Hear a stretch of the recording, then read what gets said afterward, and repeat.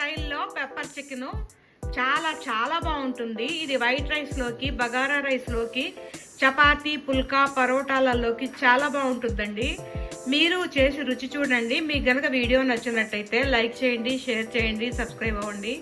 మా వీడియోలు చూస్తున్నందుకు thank you friends. Hi friends, ఈరోజు టేస్టీగా చికెన్ పెప్పర్ ఫ్రై చేసుకుందాం. ముందుగా చికెన్ని శుభ్రంగా కడుక్కొని 2 స్పూన్ల నిమ్మరసం, సాల్ట్ కొద్దిగా, పసుపు పొడి వేసి 1 గంట సేపు నానబెట్టేసుకోవాలి. ఇప్పుడు ముందుగా 2 స్పూన్ల మిరియాలు, 2 స్పూన్ల సోంపు, 2 స్పూన్ల జీలకర్ర పొడి మసాలాగా వేయించేసుకోవాలి. ఇవి మాడకుండా దూరగా వేయించేసుకోవాలి. ఈ పొడి వేయడం వల్ల చికెన్ చాలా టేస్ట్గా ఉంటుందండి. ఇవి వేగిపోయాయి, స్టవ్ ఆపేసుకోవాలి. చల్లారనిచ్చి గ్రైండ్ చేసేసుకోవాలి. ఇది చల్లారిపోయింది, గ్రైండ్ చేసేసుకోవాలి. ఈ విధంగా గ్రైండ్ చేసేసుకోవాలి.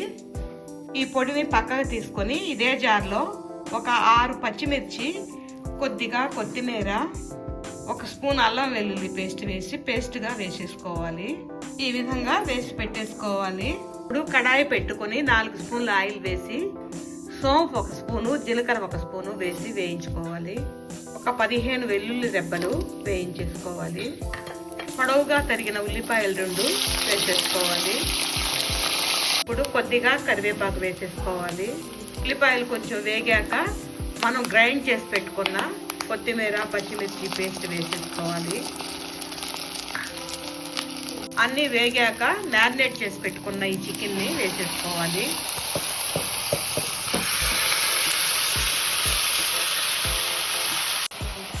కొంచెం సేపు వేయించేసుకోవాలి.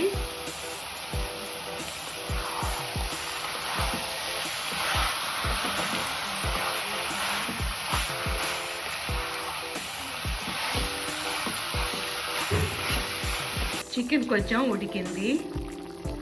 ఇప్పుడు ఒక 1/2 కప్పు జీడిపప్పు, 1/2 కప్పు పెరుగుని జార్లో వేసి గ్రైండ్ చేసేసుకోవాలి. ఈ విధంగా గ్రైండ్ చేసేసుకోవాలి. గ్రైండ్ చేసుకున్న పెరుగు, జీడిపప్పు పేస్ట్ని వేసేసుకోవాలి. ఇప్పుడు మనం గ్రైండ్ చేసి పెట్టుకున్న మిరియాలు, జీలకర్ర, సోంపు పొడిని వేసేసుకోవాలి. వేయించిన ధనియా పొడి 2 స్పూన్లు, గరం మసాలా పొడి 1/2 స్పూను వేసేసుకోవాలి. ఇది దగ్గరగా వేయించేసుకోవాలి.